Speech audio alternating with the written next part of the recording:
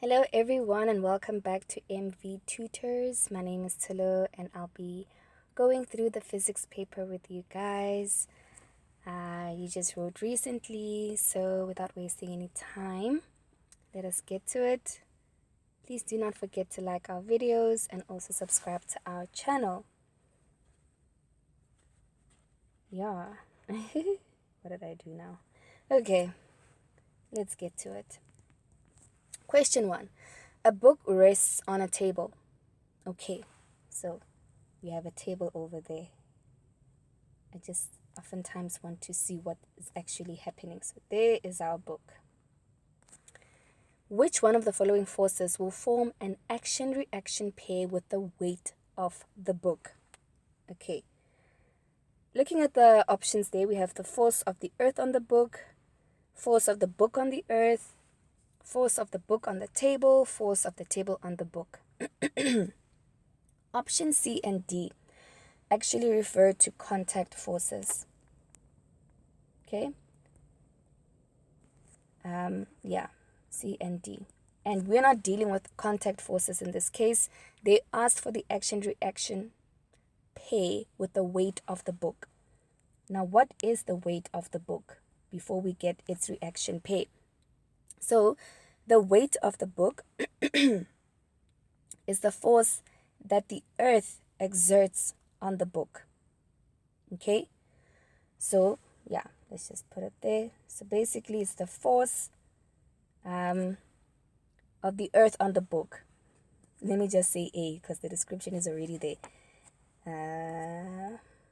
Weight of book is actually A. Now, what is the action-reaction pair? So now, the reaction, this is all Newton's third law, by the way. Newton 3. Well, let me put it like this. Okay, so now the reaction force of the weight of the book is actually the force that the object exerts on the earth. Okay, and if we look at that, that's actually option number B. So what is our answer? B. Ooh. Our answer is B. That is our reaction pair with the weight of the book. Remember, the weight of the book is the force of the earth on the book. The action-reaction pair is the force of the book on the earth. So this is our answer over here. Okay, B. So that's question 1.1. And then 1.2. A person is standing on a bathroom scale in a moving lift. Why they would bring a bathroom scale to a lift, I don't know. Which one of the following motions of the lift will result in the smallest reading on the scale? Okay, guys, I made a video on this, so you can go check out that video. It was recently posted, so go have a look. Okay, so here, which one will result in the smallest reading? If the lift accelerate upwards, it will actually read the most or the biggest reading. So no. The lift accelerates downwards. Yes, that is correct. The lift moves upward at a constant velocity. So anything with a constant velocity, it doesn't make a difference. You're just going to read your weight, which is 9.8 times whatever your mass is. So B has to be the correct answer. Sorry guys, I have a little bit of a flu. Please just bear with me. Now 1.3. The velocity versus time sketch graph below represents the motion of a ball which was in free fall. The ball struck the ground after 3 times t seconds. Now which one of the following statements is correct? Okay, A. The ball was dropped from a height above the ground. Okay, so if we had a height above the ground, the ball was just dropped.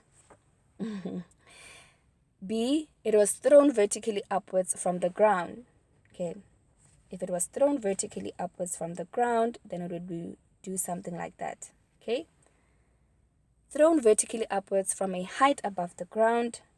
So there we have this scenario. Thrown vertically downwards from a height above the ground. thrown vertically downwards. I don't know. Yeah. So which one actually reflects? You can either choose between B and C, but if it was B, then the time actually, it would be, let me put it like this. It would have been the same distance from here to that distance over there. Okay, so if maybe this is like V, maybe 2V, that would also be 2V. Okay, which is not the case. We have a smaller reading here and a larger reading there, so therefore C has to be the correct answer. Okay. 1.4. The vector diagram below shows the initial momentum, the final momentum, and the change in momentum for a car that moved on a straight horizontal road. Which one of the following sketch graphs correctly shows the momentum of the car for the time the car moved on the road? Okay, so we can see the momentum of the car initially. It was quite big, okay? All right, so remember, momentum is mass times velocity. So the velocity initially was very high. Okay. And then finally, the velocity was rather low, because we can see that the momentum afterwards, it was quite low. All right. So, but both of them are positive, I hope you can see.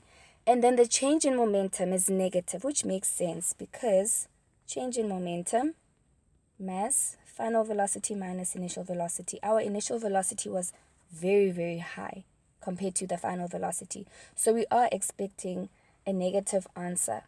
Okay, so hence we see that the change in momentum is facing the other direction. Now, if we look at these graphs, okay, we said both initial momentum and final momentum are actually positive. So if I look at A, yes, both of them are positive. B, both are positive, yes. C, initial is positive, final is negative, which is incorrect. D, initial, no. So D, C and D we're not going to look at. So let's focus on A and B. But again, I said, oh, A has to be the only one, because for B, it says the initial is low and the final is high, which is not the case. So A has to be the correct answer, because our initial velocity is high, our final velocity is low. Both are positive. It's just the change that is negative. All right. And then we get to 1.5. Okay, so it says a stone of mass M is dropped from a height h above the ground. Ignore the effects of air friction. So which one of the following combinations in the table below correctly represents the kinetic energy and the total mechanical energy of the stone at the instant the stone has fallen through a distance of a quarter of the height? So total mechanical energy, remember, it's the sum of the kinetic and the potential. So you have a stone and it is falling at height h. Okay, this is the height. And what do we know? I know that before the stone falls or it's dropped, this is where potential energy is the highest and kinetic energy is 0.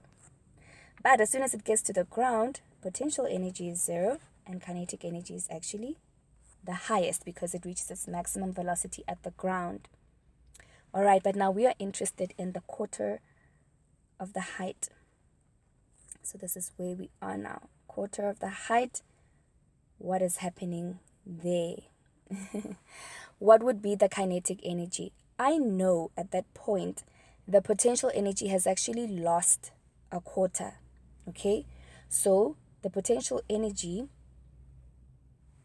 the potential energy is no longer mgh like it was here. The potential energy is actually 3/4 mgh. Let me just say EP. What about the kinetic energy? Kinetic energy at that point is actually a quarter.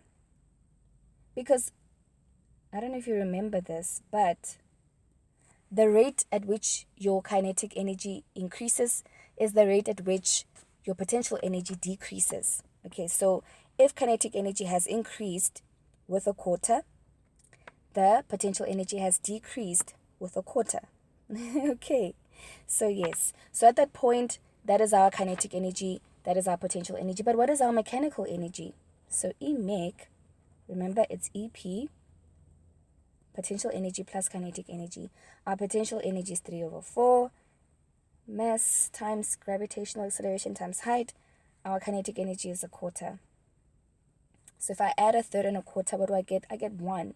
So basically, our mechanical energy is mgh. And if I look at the options, kinetic energy, like we said, it's a quarter. So we're looking at option B and option D. Okay, so yeah. But in terms of mechanical energy, total mechanical energy, B cannot be an answer. It cannot be our answer. The mechanical energy is actually mgh. So D then has to be our answer.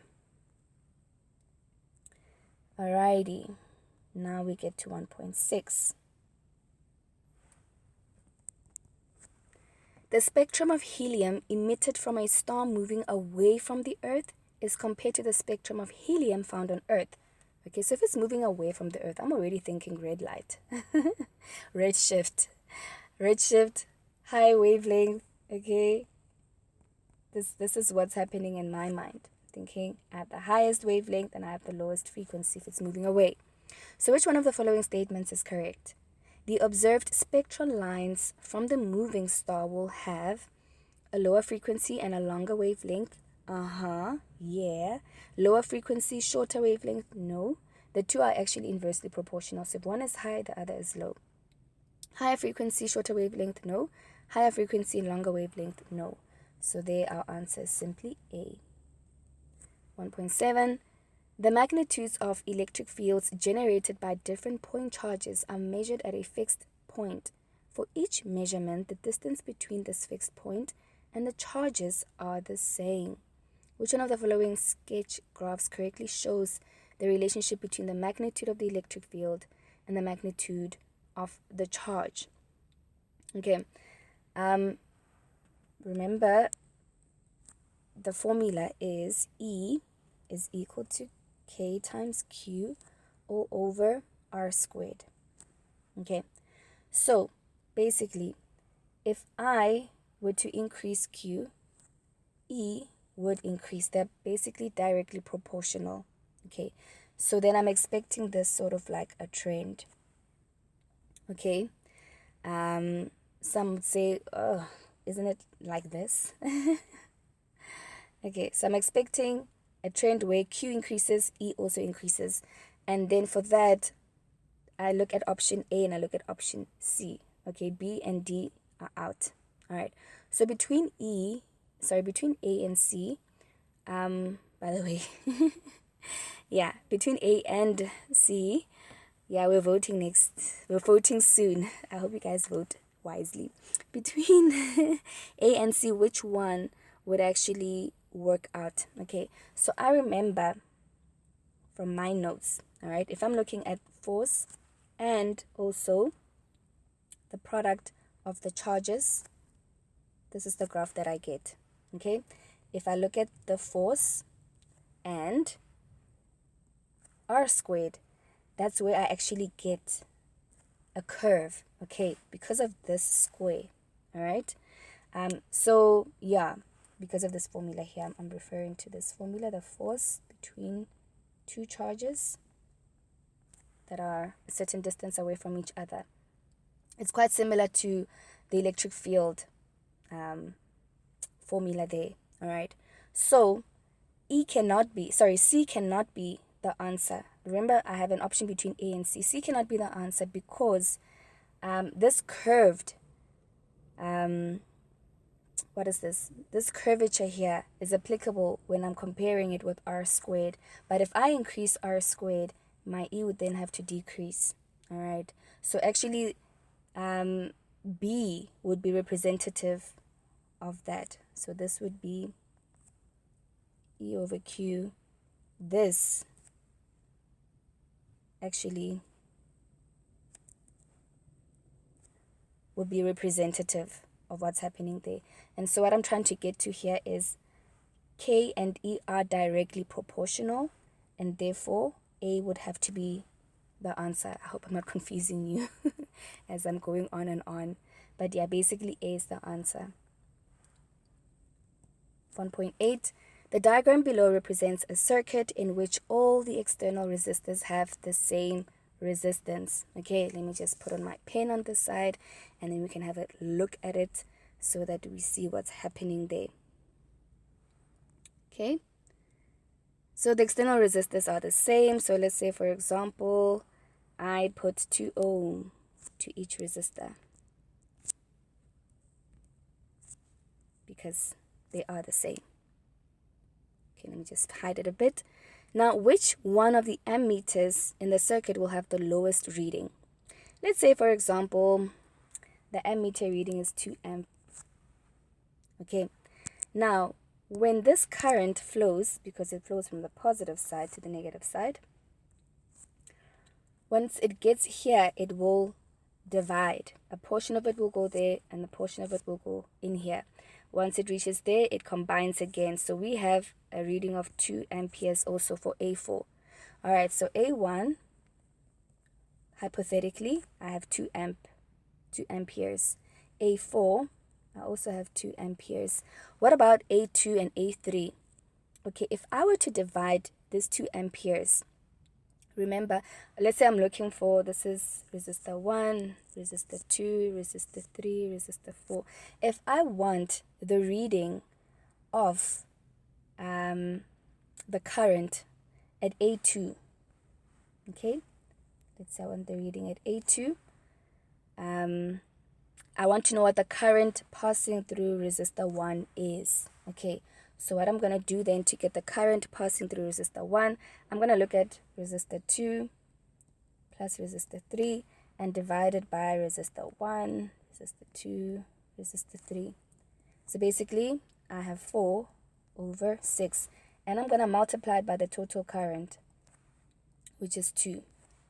Okay, so basically then I have 8 over 6, which is just 4 over 3. So that is the current passing through A2. Now, if 4 over 3 is passing through A2, then A3 has to be 2 minus 4 over 3. Okay, which is going to be what? 2/3. Let's just check. 2 minus 4 over 3. These are just hypothetical values so that we can see what's happening. So that's 2/3. Okay, 2/3 is like 0.67. 4/3 is like 1.33. So do you see A2 will actually be higher than A3? And that makes sense because you only have one resistor there that the current has to pass through. But on the other end, we have 2 resistors. So the more resistance there is, the less the current. So which one of the ammeters will have the lowest reading? Then it would have to be A3, okay, which is C. We're almost done with question 1. Okay, 1.9. A simplified diagram of an electrical machine is shown below. Ooh, so I can see, firstly, we have a split ring there. Split ring commutator. Okay, if we have a split ring commutator, remember, I don't know if you've heard this before, but this looks more like, where did I learn it from? I forgot. But this is like a DC. This would be like a D, and that would be a C. So that's how you remember that. Actually, this is a DC. So if they say, what type of machine is this? It's a DC something. Okay, so my options here are between A and C. Now, is it a generator or is it a motor? Okay, how will you know? If you see a power supply like we have over here. Okay, so we have a power supply. A power supply is actually synonymous with a motor. But if you had like a galvanometer, something like that, then it would be a generator. Okay, so basically what do we have there? We have a DC motor. And the answer then would be A. And lastly, 1.10. Which one of the following combinations is correct for a line absorption spectrum in which the energy transitions of the atoms and the appearance of the narrow lines, or in terms of the energy transitions of the atoms and the appearance of the narrow lines in the spectrum? All right, if we have absorption spectra,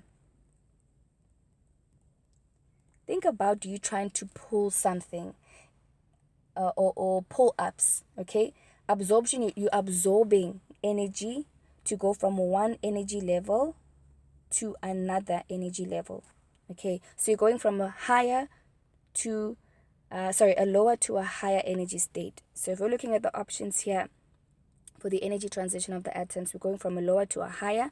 So you're looking at option B or C, okay? And then for an absorption spectra, you'll have your colors, right? Going all the way from red to violet. Roig. Okay. And then you'll start seeing those dark lines in between there, however way they're put. So the dark lines are actually indicative of it being an absorption spectra. So you're looking for dark lines. Okay. So between B and C, colored lines for B, no. Dark lines, yes. So basically, the answer then would be C for 1.10, and that is it for question 1. All right, let's go over to question 2.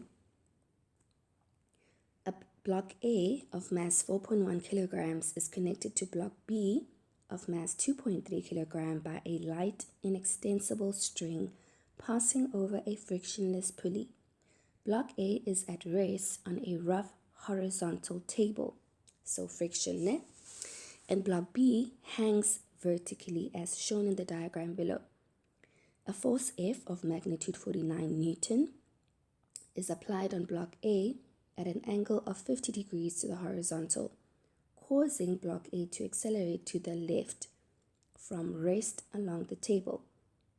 The coefficient of kinetic friction between the surface of the table and the block A is 0.35.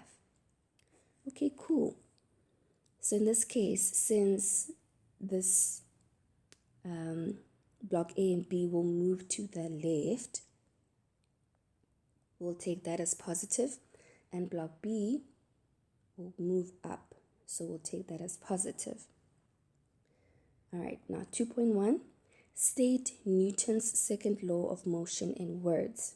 Okay, guys, if you forget Newton's second law, what it simply says is when a net force acts on an object, the object will accelerate in the direction of that force. Like we're seeing here, this net force, this force pulling it to the left, so this entire system will accelerate to the left as well.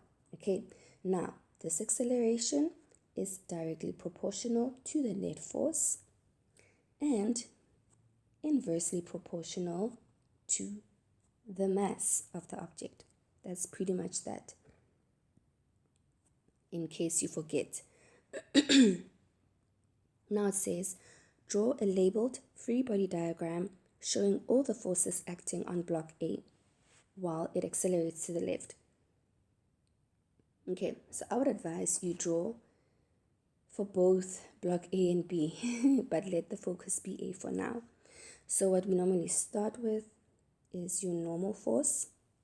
Okay, either you put N or Fn, and then you have your weight force, or just Fg. We can see that there's tension. Okay, so T or Ft, it's really up to you.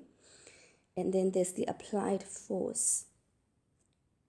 Okay, I'm just going to say F, or you know what, just to avoid confusion, let me just do it this way.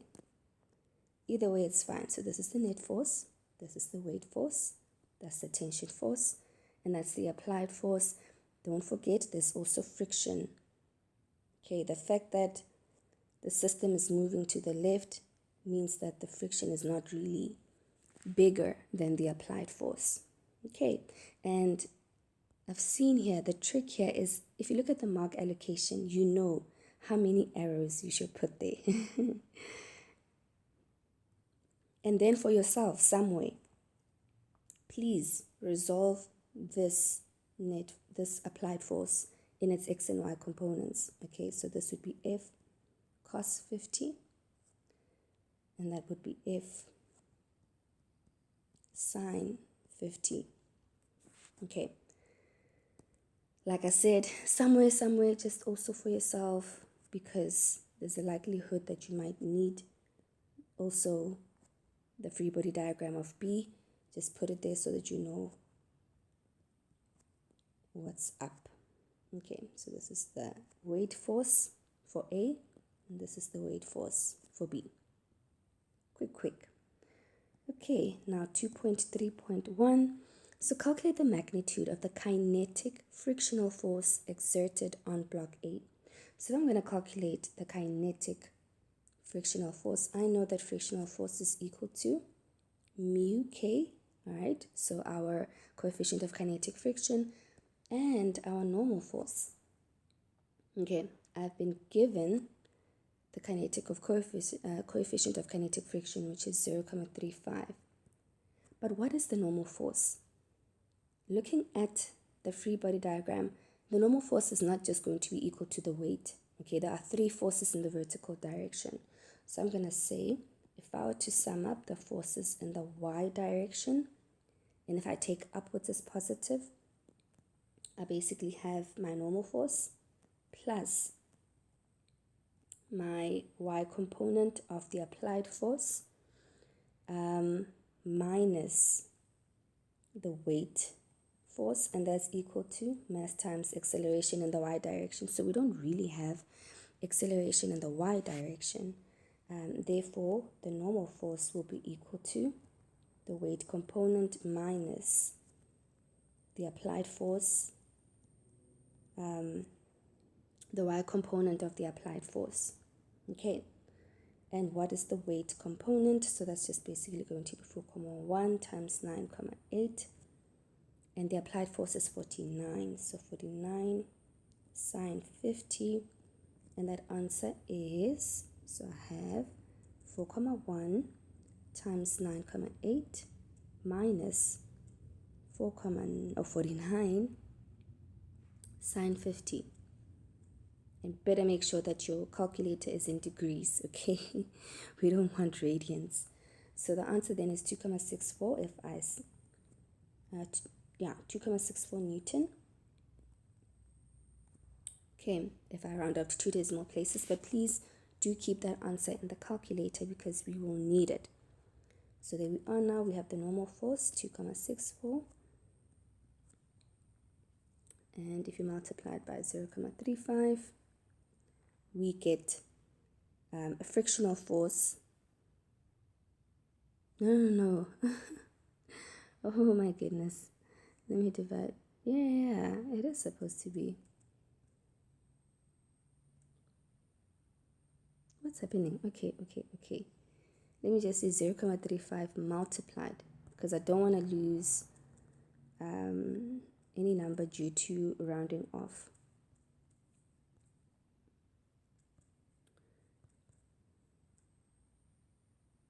Okay, my calculator is still thinking.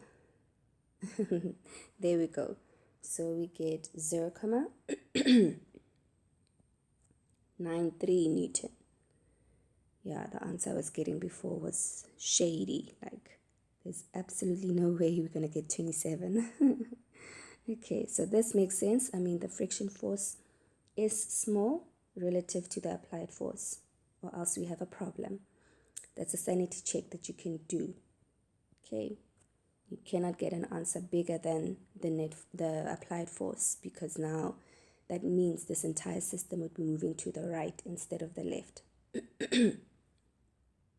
So that is the 3 marks. Okay, now it says acceleration of block A is what we need to calculate, the magnitude, by applying Newton's second law to each block separately. Yeah, I feel like they were giving you guys tips here. Like, to each block separately. Are things that bad that they need to spell it out? Probably. Okay, so the net force, according to Newton's second law, is equal to mass times acceleration. This is now in the x direction, right? And we're going to look at block A, what's happening there. So if I look at the x direction, there are 3 forces, and we took going to the left as positive. So basically, I'm going to have the applied force times cos 50. This is now the x component. And I'm subtracting the friction force and the tension force. And that's going to be equal to the mass times acceleration. Okay, because acceleration is what we're looking for. If I simplify this a bit, I have 49 cos 50 minus 0.3993, minus the tension. And then I have a mass of 4.1 times the acceleration. Okay, that's my first equation. Then for body B, remember that free body diagram? So basically, again, F net is equal to MA. Now in the y direction, there is acceleration in the y direction. So the net force is basically tension minus the weight force of B. And we have the mass of B times A. So the tension is what we're looking for. I'm going to put this in terms of tension. So, okay, so that we can substitute this equation into the first. So I have the mass, which is 2.3 times A, and I'm going to add, not subtract, but we're adding the weight force of B. So we're going to take 2.3 times 9.8. Okay, and that is our second equation. So what we're going to then do is substitute our second equation into our first.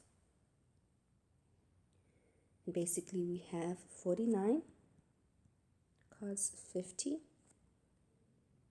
minus 0.93 minus 2.3a plus 2.3 times 9.8, which is equal to 4.1a. Now if I take out the brackets, sorry about that, so minus 0.93 minus 2.3a minus 2.3 times 9.8 is equal to 4.1a. I'm just going to use my calculator now. So I have 49 cos 50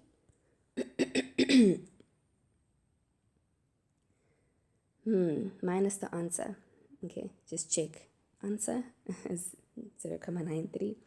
Okay, so 49 cos 50 minus the answer, minus 2.3 times 9.8. Okay, today my calculator is taking quite a while. Okay, so I get 8.03. And then on the other end, I have 4.1. If I take this 2.3 to the other side, so it's basically 4.1 plus 2.3. Let me just save this answer. Shift, store A. Okay, so if I want A, I should be getting 8.03. Cool. 4.1 plus 2.3 is equal to 6.4. So basically 6.4a. Now, a will then be 8.03 divided by 6.4, which then is equal to, so a divided by my answer is going to equate to 1.25. So our acceleration is 1.25 meters per second squared. Okay, if you wanted to know what the tension was in the string, you are more than welcome to find out. So 2.3 times the answer. They did not ask for it, by the way, and this is just us wanting to know out of curiosity.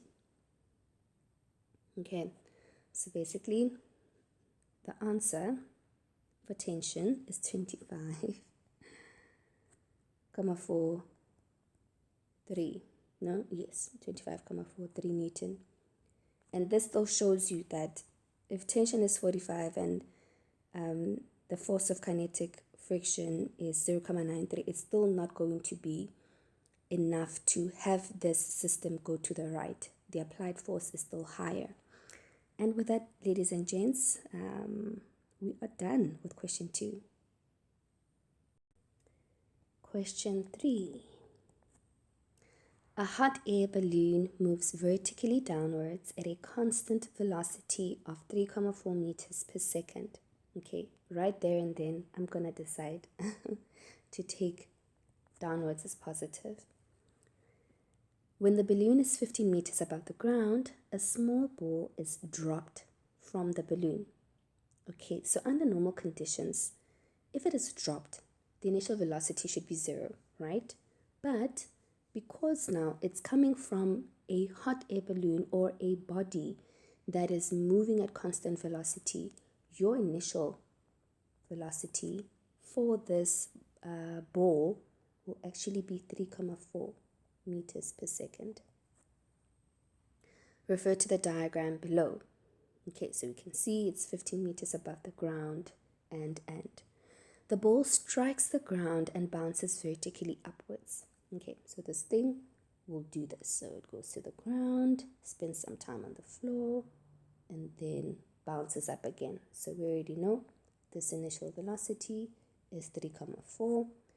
Here it has reached some maximum velocity, and then here is some initial velocity, and when it reaches high or its maximum level after bouncing, the velocity is 0. I'm just looking at the position time graph here at the bottom. Don't mind me. Okay, so the hot air balloon continues to move downwards at the same constant velocity. Now ignore the effects of air friction acting on the ball. 3.1. Define the term free fall. Okay, so basically free fall is in summary, if you have an object that's busy falling, the only thing acting on it will be gravity. But anyway, the formal way of saying it is the motion, free fall is the motion under which gravitational acceleration is the only force acting on the body. Okay, I'm not going to write that down. So now it says the sketch graph below, not drawn to scale, represents the positions of the ball relative to the ground from the time the ball is dropped until the time it reaches its maximum height after the first bounce. So the way this graph is drawn shows you that they chose upwards as positive. I don't like looking at the position time graph like this. I prefer actually looking at it as it makes sense for me.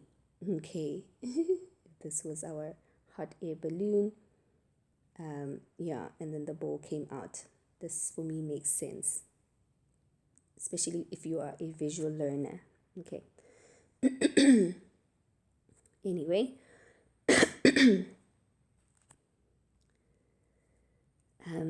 yeah, so 3.2 was the ball in free fall between T1 and T2 seconds, right down, either yes or no. So no, it wasn't. That was basically the contact with the ground. Okay. 3.3.1, use only equations of motion. There they are, telling you again what you must do so that you don't mess things up. Okay, so you are quite a lucky bunch. They're telling you which equations to use. Yeah, so basically they want the value of T1 indicated on the graph. Okay, so what do we know? We know the initial velocity. Okay, we're going to again write out what we know. We know the initial velocity is 3,4. And because we've taken downwards as positive, it's going to be positive 3,4. The gravitational acceleration is also positive because we're taking down as positive. The delta y, because this thing is going down, it'll also be positive 15 meters. Okay. Now we can go ahead and use the equations of motion and see how we're going to get time with all this information that is given.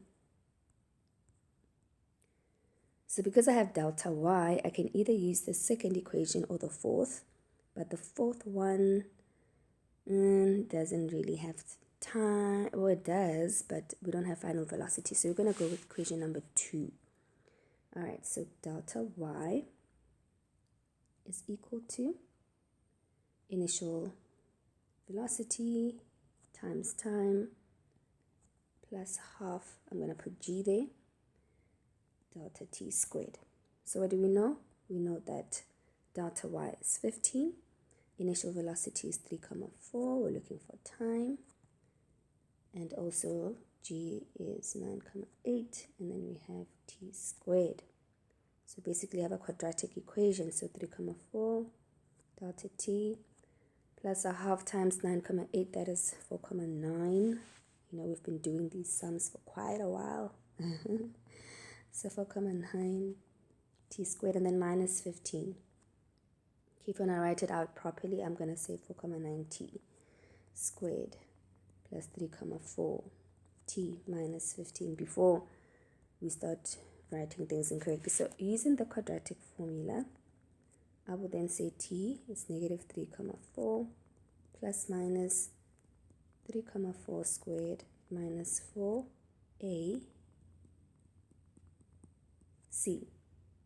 And all of that is under a square root, and we divide them by 2a. Okay, let's now have a look at what the answer could be. So we have negative 3, 4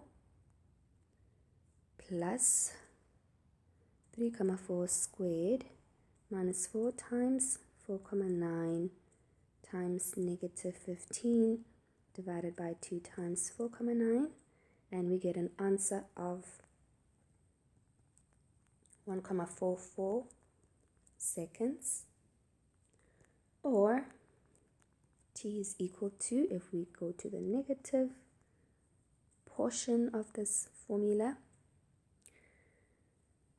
we have negative 2,13 seconds, which cannot be the case. Okay, so our time t1 is 1,44 seconds.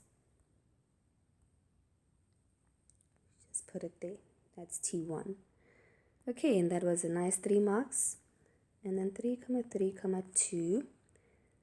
Using only the equations of motion, calculate the height of the hot air balloon above the ground at the instant when the ball struck the ground. So basically, we are looking for delta y. So what is delta y in this case? We know that g, okay, positive 9,8. We don't know the velocity when it struck the ground, when the ball struck that's not even important at this point in time. We're not looking at the ball, we're looking at the hot air balloon. But what we do know is the time it takes, okay, for this hot air balloon to reach that particular height. It's the same time that the ball takes to reach the ground, which is t1. Okay, so we have 1,44 seconds. Okay, so that's basically that for now. And we have this constant velocity, by the way. I'm not going to say VI, VF. It's basically V. V initial, V final, it's basically V. Okay. So, with that being said, how are we going to get the height above the ground? So this is where we now look at the equations of motion and decide. Equation A is not going to work. Equation B. By the way, this thing is moving at a constant velocity, so our acceleration here is going to be 0. Okay, it's not in free fall. Yes, there's gravity, but it's not in free fall, so acceleration will be 0. If I look at the equations, I can either use equation number 2 or equation number 4. The only thing with equation number 2, yeah, actually it can work. Either can work. Okay, yeah, either can work. So if I say delta y is equal to initial velocity times time plus half a delta t squared. I know that it's the only velocity, which is 3,4, times the time, which is 1,44. And this portion here is 0 because there is no acceleration because it's moving at constant velocity. Even if I were to use equation number 4, okay, it would be initial velocity plus final velocity over 2 times time. I hope you see that it's actually the same because initial velocity is 3,4, final velocity is 3,4, and we're dividing that by 2, which is ultimately 3,4 times 1,44. So it's the same. All right. Now let's employ the calculator. Let's just go back to the positive answer. Okay, which is 1,44, and we're going to multiply that by 3,4, and we get an answer of 4,88. Okay, this is just to show that the equations are actually the same. So what is that? This 4,88 that we just calculated. We just showed that this hot air balloon, by the time the ball reaches the ground, okay, so it went, remember, initially it was 15 meters. So by the time the ball reached the ground, this hot air balloon was 4,88 meters above ground. Oh, it had already traveled 4,88 meters downwards. Okay, what their question is, what is the height above the ground? So what they want is this height over here. All right, so therefore the height above the ground is simply 15 minus 4,88. All right, so 15 minus our answer, and that's basically 10,12 meters. All right, and that's basically that for 4 marks. Now 3,4. It says the ball was in contact with the ground for 0,2 seconds and left the ground with a vertical upward velocity of 7,2 meters per second. So let's go back to our sketch. It's a nice thing about sketching. Let's use a different colored pen. So here we know that's T1, which was 1,44. Yes, 1,44 seconds. And they tell us that 0,2 seconds later, okay, which is T2. So if I were to say 1,44 plus 0,2 seconds, yeah, it's going to be 1,64. I was already willing to take the calculator out, but come on. So it's 1,64 seconds for T2. And then they tell us that this velocity that it leaves the ground with is actually 7,2 meters per second. So now we must use the equations of motion. Ooh, they're putting it out there in bold. To calculate the value of T3. So T3 is basically when it reaches its maximum height. Okay, so basically what we're going to calculate now is this time over here. What is the time? Okay, so let's go back and do some calculations. So what do we have? We have our initial velocity, which is 7,2, and it's going upwards. Remember, we chose upwards, or I chose upwards as negative. So it's going to be negative 7,2 meters per second. And I know that the final velocity is 0. I'm looking for time. So this is just going to be a basic calculation. I think the first equation will do. So let's see. So yeah, basically final velocity is equal to initial velocity plus g times delta t. So I'm going to say delta t, which is what I'm looking for, is final velocity minus initial velocity, all over gravitational acceleration. Okay, now our final velocity is 0. Our initial velocity is negative 7,2, because it's going upwards, and gravitational acceleration is 9,8. So basically, the time taken, I'm just going to say it's 7,2 divided by 9,8, which is 0,73 seconds. Okay, but what was the question? We just calculated time that it takes to reach its maximum height. Now they want to know T3. Okay, so going back to our sketch, I think let's just take the sketch to where we are so that we don't have to always keep going up and down.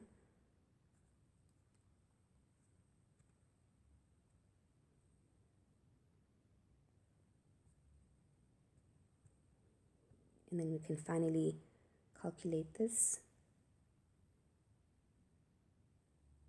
Okay, so this is what's happening there. Yeah, so if that t is, if t is equal to 0,73 seconds, okay, how am I going to get T3? So T3 will have to be this from T2, which is 1,64. So I'm going to say 1,64 plus the 0,73. Okay, so then we can get what T3 is. So this plus 1,64 gives us 2,37 seconds. And that's simply T3. We're done. Oh yeah, okay, that's question 3. Question 4. 2 trolleys, A and B, of mass 3,2 kg and 2,6 kg respectively, are held at rest on a straight horizontal frictionless track with a compressed spring between them. Please do not panic if you see a spring. And I'm wondering, oh my gosh, a spring force. As shown in the diagram below. So this is now before the spring is released. After the trolleys are released, the spring extends to its natural length and then falls onto the track. Trolley A now moves with a constant velocity of 0,4 meters per second to the left, while trolley B moves with a constant unknown velocity to the right. Trolley B reaches the end of the track after 1,3 seconds. Okay, so we can see what happened after the spring was released. Now 4,1. State the principle of conservation of linear momentum in words. Okay, that term, conservation. So basically the total linear momentum in a closed system remains constant or remains conserved. Okay, that's what I would say. And then 4.2, calculate the distance traveled by trolley B in 1,3 seconds. Okay, so let us see. What do we have? If they want distance, I'm probably going to need to calculate what the velocity is and then use the equations of motion. Okay, which equation of motion am I referring to? So that we always know what it is that we're trying to calculate. We're trying to get the horizontal distance.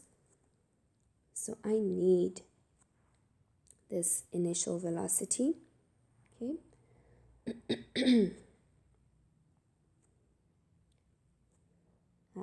Half a delta t squared.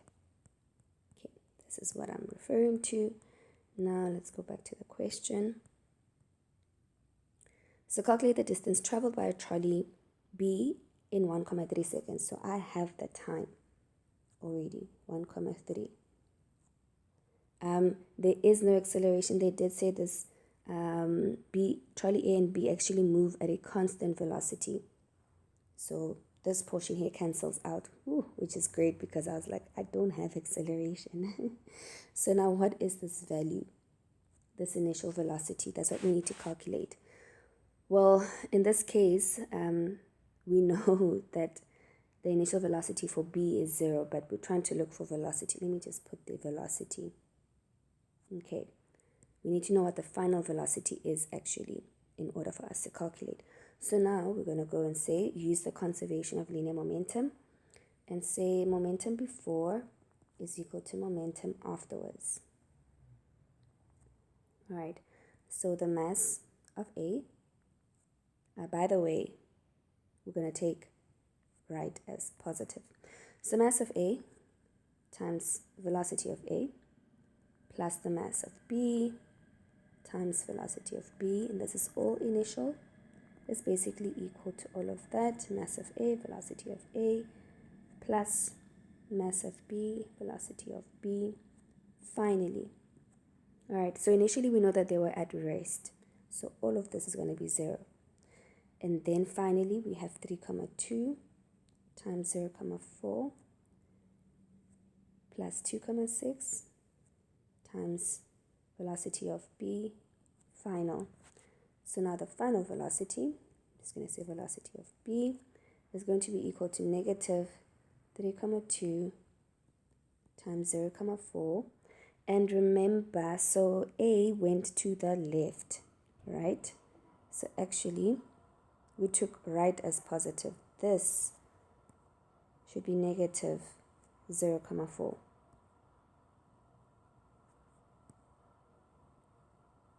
Okay, so negative, and then we're going to divide that by 2,6 in order to get the velocity of B. So let's calculate. Okay, the negative and the negative, and then make some space so that you don't think this is a dot. Okay, negative 0,4, so it's clear. So here we have 3,2 times 0,4, and we're dividing it by 2,6. So the velocity then of B, as it moved to the right, is 0,49 meters per second. I'm going to keep this value. So let's go back and actually calculate the distance. All right, distance traveled by trolley B. So let me just remove this block over here. We have the answer, so it's 0,49 times 1,3.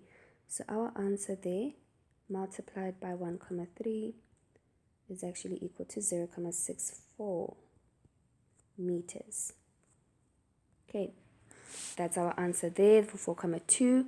Now it says the average force exerted by the extended spring on each trolley while they were in contact with the spring is 4,2 Newton. Okay, so we know force average, that's just 4,2 Newton. Now let's go to 4,3. Calculate the time it took the spring to extend to its natural length.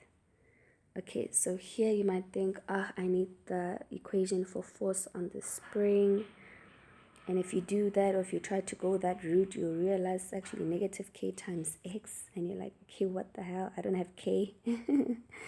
That's not the route that we're going to take. Okay, they want the time it took the spring to extend to its natural length. So you can either look at trolley A or trolley B to get this value. And if we look at the calculations for momentum, when time is involved and force is involved, we have the net force times delta T being equal to change in momentum. Okay, so you can decide to either go with trolley A or trolley B, but either way you're gonna get the same answer. So the time it took for the spring to extend to its natural length, I'm just going to make time the subject of the formula. So I have delta P over net force, or in this case it will be average force. So if I look at A, body A, I'll be having mass, final velocity minus initial velocity, all over the net force, or average force in this case. So I have 3,2, final velocity was 0,4, initial velocity was 0, and they told us that the force is 4,2.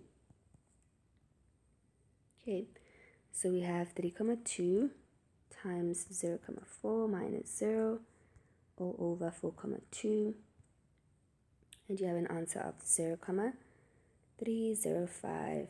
Maybe let's just round it up to 2 decimal places, so 0,30 seconds. Okay, if you decided to go with B, the mass for B is 2,6, right? 2,6, and the velocity that we calculated, the final velocity was 0,49. Again, you get 0,30, so either way you would have gotten the answer. Now 4,4, trolley B is now replaced by trolley C, which has a larger mass. Okay, the same compressed spring is placed between the trolleys A and C. The trolleys are then released. The average force exerted by the spring, the extended spring, remains at 4,2 Newton. Okay, so the force is still 4,2 Newton. For the same period of time, so even our delta T is equal to 0,30 seconds, as calculated in question 4.3. How does the magnitude of the velocity of trolley C compare to the magnitude of the velocity of trolley B? Alright, after the spring has fallen to the track, write only greater than, less than, or equal to, and then explain the answer. So we are looking now for velocity. So let's look at this way. We have our formula there. F net times delta T is equal to delta P. And delta P is basically final velocity minus initial velocity. And for both, actually initial velocity was 0. So yeah, this is where we are. So final velocity, or velocity, let me just say velocity, is equal to F net times delta T all over the mass.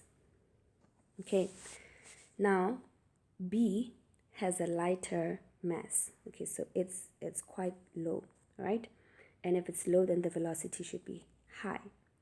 But now for this new trolley C, the mass is actually higher. And if the mass is higher, velocity will ultimately be lower. So write down which answer that is. This is basically going to be less than, first of all. And why is that? We can see that velocity is actually inversely proportional to mass, and we can demonstrate that as well with the equation. Momentum is equal to mass times velocity. Mass is directly proportional to momentum. So if you increase mass, you will increase the momentum, but unfortunately the velocity will be decreased, as you can see here.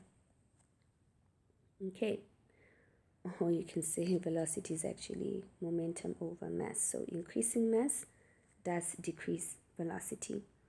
All right, so yeah, it's less than because the velocity is inversely proportional to the mass. And that is it for question 4. Question 5. So we are halfway there. A crate of mass 18 kilogram, initially at rest, slides down a frictionless slope from point A to B. The crate then moves along a rough horizontal surface from point B towards point C. Point A is 3 meters above the horizontal surface. See the diagram below. Okay, we can see what's going on there. It looks straightforward. So now it says, state the principle of conservation of mechanical energy in words.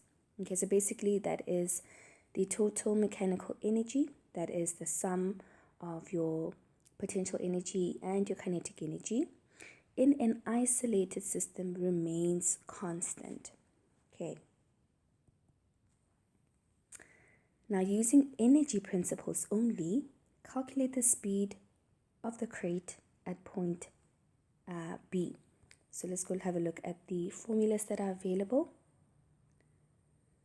All right, so we're talking about conservation of mechanical energy. So we're going to use the formula there. The work done by non-conservative force, okay, is equal to the sum of kinetic energy plus, not the sum, the change in kinetic energy plus the change in potential energy. And then let's go back. So in terms of kinetic energy, well, by the way, between A and B, because we're calculating the speed.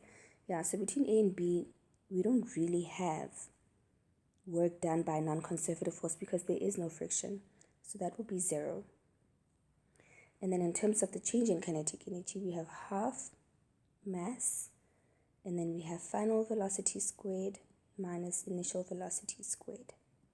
Then for potential energy, mass times gravitational acceleration, and the final height minus the initial height. So in terms of mass, we know that that's 18. And then final velocity is what we're looking for. Okay, velocity at B. And the initial velocity should be 0 because they said it's initially at rest. Then we have the 18 times 9,8. Final height is 0. Okay, there where B is. And the initial height is 3. Okay, so let us work it out. So we have half times 18, that's 9. So 9 velocity at B squared. And then we have 18 times 9,8 times negative 3, which is negative 529.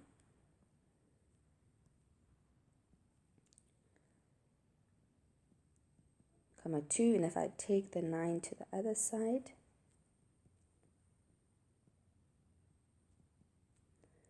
VB will basically be 529, comma 2 divided by 9 rooted, okay? And obviously the positive answer will be valid. So if I say answer over negative 9, I'm going to get an answer of 7,67 meters per second.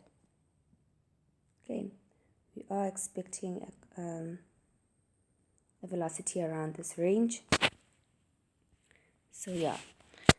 Okay, and then now it says a constant frictional force of 40,6 newtons. I'm just going to write down that information. Maybe before I get to 5.3. So constant frictional force of 40,6 Newton acts on the crate as it moves from point B towards point C. The crate comes to rest at point C. So velocity at C is 0. So let's see what we can do then. So 5.3, state the work energy theorem in words. All right, so these are questions where you really should be getting your marks, this theory. But basically, the work energy theorem states that the net work done on an object is equal to the change in its kinetic energy. Okay, so 5.4. Using energy principles only, calculate the distance that the crate traveled from point B to point C. Okay, so getting back to the definition of the work energy theorem, where we said it's the net work done on an object which is equal to the change in kinetic energy. Sometimes these definitions actually do guide you, or most of the times it guides you into knowing what equation to use in the next question. So yeah, calculate the distance that the crate traveled from point B to C. So let's see then, the net work done, well, we're going to look at the work done by the friction force. Okay, so we have the friction force times delta x cos theta is equal to half m final velocity squared minus initial velocity squared, or you can say velocity at C minus velocity at B. So they've given us the force due to friction, which is 40,6, and we're looking for the distance delta x, right? Yeah, calculate the distance, and because it's friction, it's acting in the opposite direction. We're going to have cos 180, then half times 18. Velocity at C, we know it's 0. Velocity at B, we calculated it previously, which is 7,67. Ooh, don't forget the squares.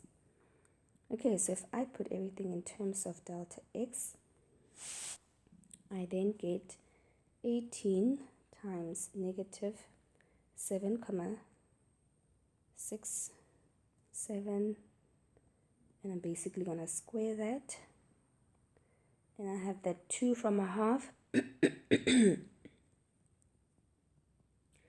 times 40,6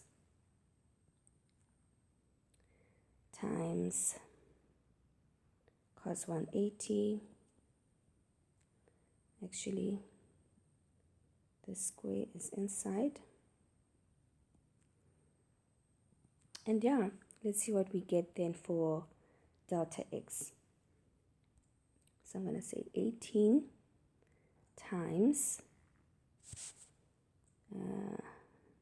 we had the 0 squared minus our answer squared, and it's divided by 2 times 40,6 times cos 180, and we get an answer delta x of 13,03 meters. Okay, and now lastly 5.5. So it says the height of the track is now lowered so that point A is at a vertical height less than 3. The same crate is again released from point A. Okay, so how will the distance now traveled by the crate along the horizontal surface before it comes to rest compare to the distance calculated in question 5.4? Write only greater than, smaller than, or equal to.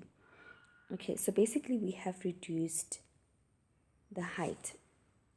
Okay, and in reducing the height, do you realize that your kinetic energy will also reduce? I don't know if you can see that. So getting back to our question there, okay, we had a height of -3. Okay, if you reduce that height, we're not going to get 529 anymore. We're going to get probably, let's say, 500. Okay, and if it's 500, if we're going to divide that by 9, then our velocity would be 7,45 instead of 7,67. So yeah, let me rather do this.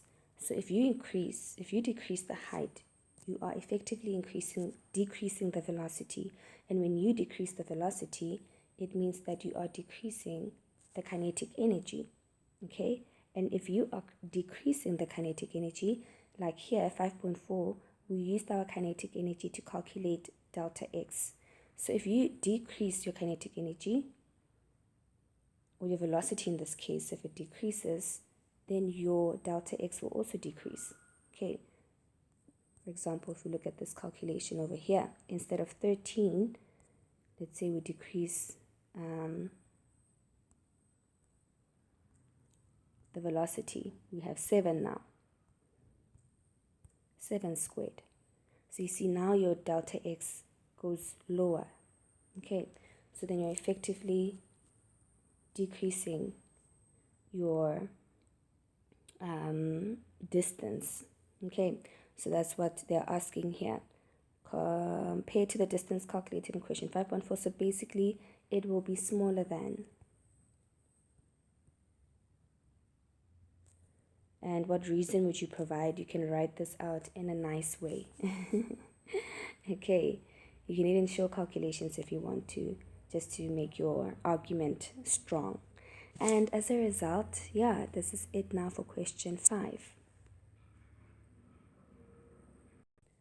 Question 6, Doppler effect. Now, a stationary listener records the frequency of the sound emitted by the siren of a police car.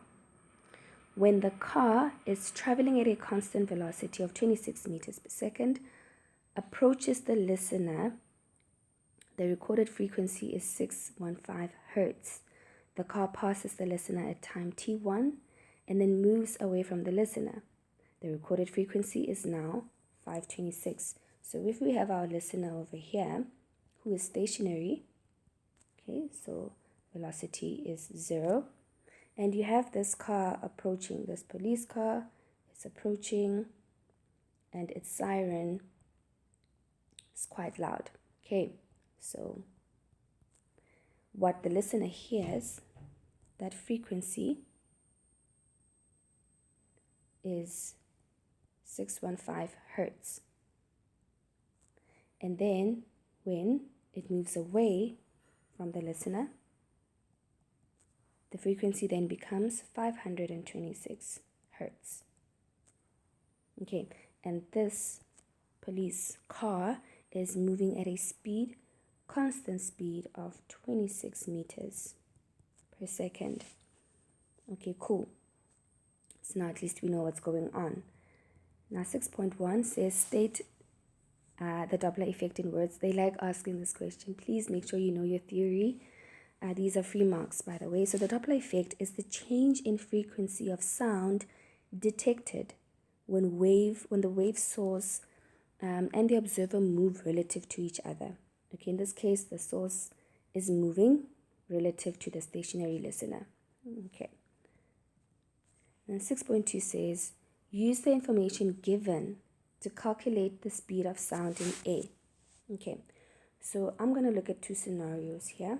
When when the police van is moving towards the listener, okay, and also when they're moving away from the listener. So let's go and have a look at Doppler effect formula.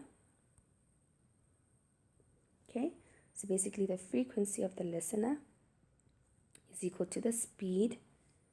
Now we're going to discuss whether we're adding or subtracting. So the speed of sound, then we have frequency of the source. So what happens when you're moving towards? Okay, so here it doesn't matter whether you use a plus minus because the velocity of the listener is 0. But in the denominator, okay, so it works vice versa. If the source is moving towards the listener, then it will be a minus. But if the source is moving away, it will be a plus. So anyway, that's towards, and then we have a scenario where it's moving away. So let's just go and fill in. We'll put in the equation again. So here it doesn't really matter because the velocity of the listener is 0. But because now the source is moving away, now we're going to put a plus here. Okay, let's go and fill in the values. All right, according to our sketch, when the source is moving towards, we have the frequency of the listener that they hear is actually 615. We're looking for the speed of sound in A. Okay, it's normally around 330. And then the speed of the listener is 0, so I'm just going to leave it as V over V minus the speed of the source, which is 26. And then all of that is multiplied by the frequency of the source. So what I'm going to do, I'm going to put this equation in terms of the the frequency of the source. So I'm going to get 615 times V minus 26. And then I'm going to divide that by V and make that my first equation. Okay, let's move this a little bit below so that we have some space. We have a lot of space vertically, not so much horizontally. Okay, now the frequency of the listener, there is 526. So we're going to put 526. We're looking for the speed of A, sound in A. And then we have V plus 26. And we're multiplying it by the frequency of the source. So we know, I'm going to say this is equation number 2. So substitute equation 1 into 2. And when we do that, we get 526 is equal to V over V plus 26 times 615 V minus 26 all over V. Okay, because that is the frequency of the source from equation number 1. Now the V's can cancel, and I'm going to take this V plus 26 to the other side. So I have 526 times V plus 26. It's equal to 615 V minus 26. So let's just take out the brackets and we can calculate properly here the speed of sound in A. So that's 26 times 526. Let's see. We get 13,676. And then again 615 V minus 615 times 26. So we have 15,990. No, yeah, 990. Not 999. So I'm going to take 615 to the left. So I have 526 minus 615, which is negative 89V.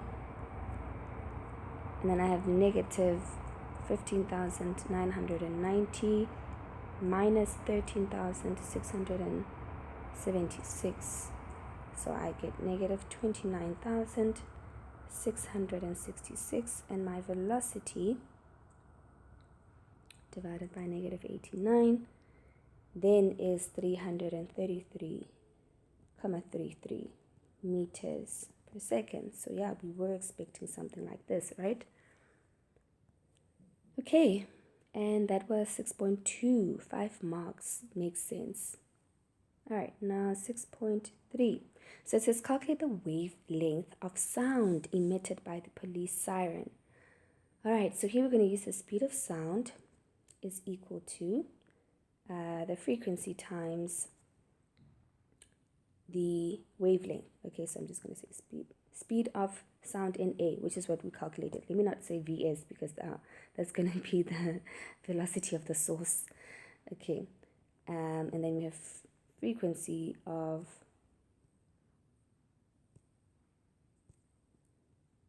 so basically the frequency of the source, right? Okay, and now we can get the wavelength.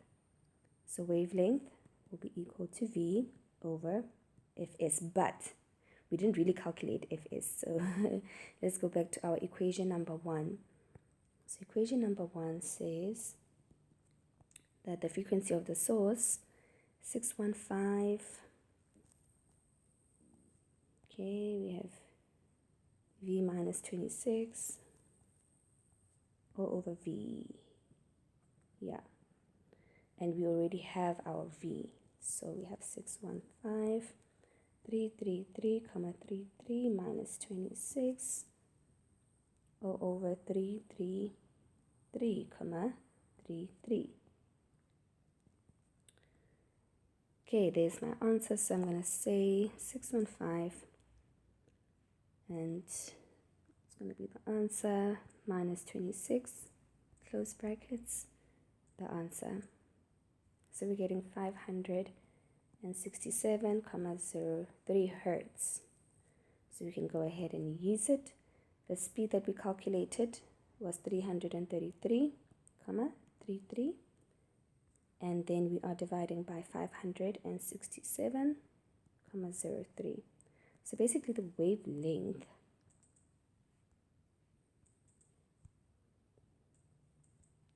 let me just put in the answer.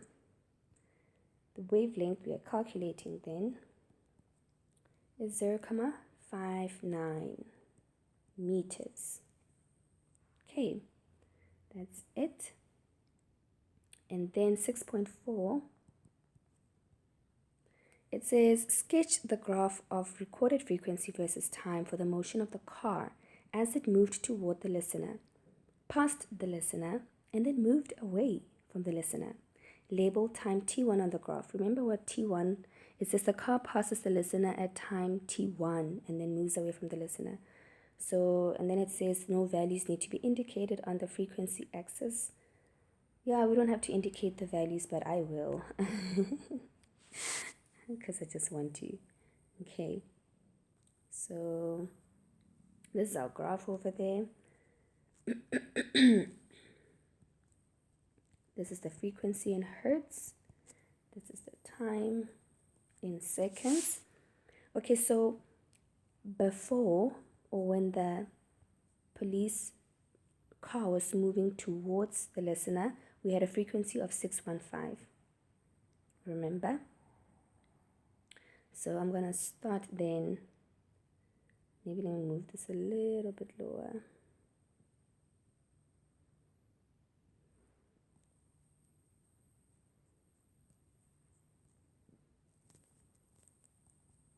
Okay, so let's say there's 615.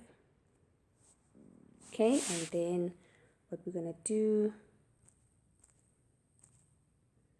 we're going to have 615 as it's approaching the listener. Okay, it approaches the listener.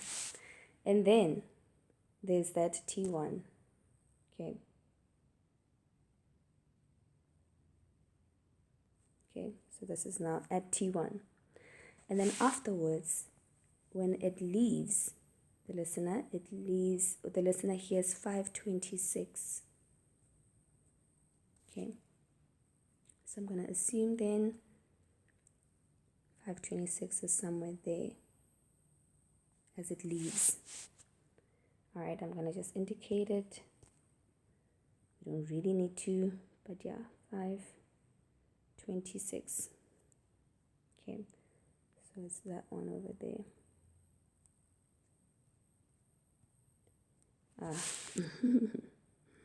Okay, I'll just bring this up, it's okay.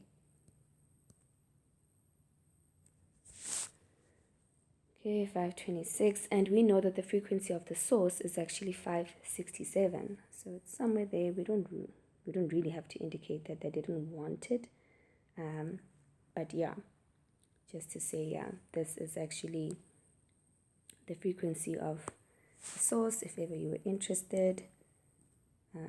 This is how it would look on this graph. I don't know if it's actually halfway, but yeah, basically that's the frequency of the source. But we're not really going to indicate that. Yeah, let me just remove that actually. That was just out of interest. But yeah, this is basically the labeled graph for 3 marks. And we are done with question 6. Question 7. Oh, forgot to change my color. Okay, I love me some blue. So, yes. Question 7. Okay, electrostatics. So, X is a point 0,025 meters away from the positively charged point charge, and they've shown us the diagram. Now 7.1.1, draw the electric field pattern due to the positive 4 nanocoulomb charge. Yeah, I feel like they were giving marks out with this question paper, which is good. It's good, we're not complaining. Okay, so basically if it's a positive charge, you have your field lines over there. Field lines are normally 90 degrees to the charge in itself, and because it's positive, your arrows will be pointing outward. That's a very important thing. If it was negative, it would be pointing inward. Now, calculate the magnitude of the electric field at point X. Okay, if you forgot what the electric field is, there is the formula. So the electric field due to X is basically equal to K, the constant, times the charge, divided by R squared. And in this case, K is a constant, which is 9 times 10 to the power 9. And our charge is 4 nanocoulomb. So 10 to the power minus 9. So basically, we have 4 times 9 in the numerator, which is 36. And then R squared, we have 0,025 squared. Okay, so that's a nice straightforward calculation. So we have 9 times 10 to the 9 multiplied by 4 times 10 to the negative 9 divided by 0,025 squared. And the answer that we get is 57,600. What is the unit? Remember, originally the formula is F over Q. So it's Newton per Coulomb. And then now 7.2. All right. So it says 2 identical neutral polystyrene balls are suspended from a ceiling by insulated light inextensible strings of equal length as shown in the diagram below. Ball B is then given an initial negative charge of unknown magnitude. The balls attract each other, touch, and then repel each other.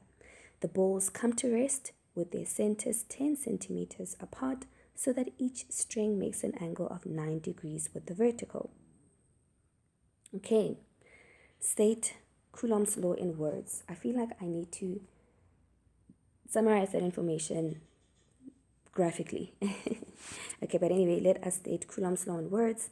If you forget Coulomb's law, think about this formula.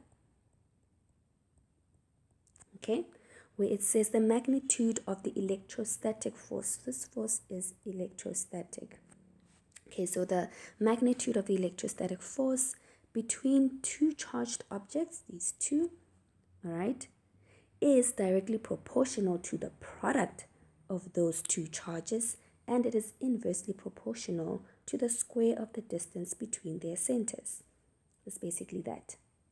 Now 7.2.2, calculate the magnitude of the initial charge QB given to ball B if the mass of each ball was 0,012 kilogram. So this charge, this initial charge has to be negative. So whatever we calculate has to be negative. So what happened initially? So initially, you had these two charges, okay, A and B. And so initially they were neutral, okay, and then B was given an initial negative charge. So we have a negative charge here, but A was actually neutral. Okay, so yeah, so basically here the charge was 0, and here the charge was a negative value. That was what happened initially. And then the balls attracted each other. Okay, so now let's talk about the attraction stage. They were together. Okay. And when they are together, there's a new charge that forms. Okay, and how do we get that new charge? Remember, we get the average of A and B, and we divide by 2. Okay, now remember the charge of A is 0, and the charge of B is what we need to calculate, which should be negative. Okay, and then they repelled one another. So basically they had the same charge at the end. So what happened during the repelling stage? They each move away from each other. Yo, my stomach is growling. I hope it's not actually audible in this video. Okay, so now they are moving away from each other, all right? And the strings are now at an angle. So we have this 9 degrees over here. What is actually moving them away from each other? It's a force, okay? You have the electrostatic force that we just defined there. So electrostatic force moving them away from each other.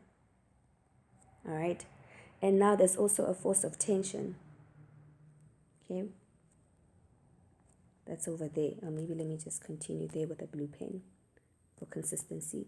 So there's a force of tension over there, and there's also a force of gravity that's operating. Let's just go back to our pen. Okay, so, and I'm drawing this free body diagram because we're given this 0,012 kilograms. So I know I must do something with the weight. All right, so now how are we going to get this charge?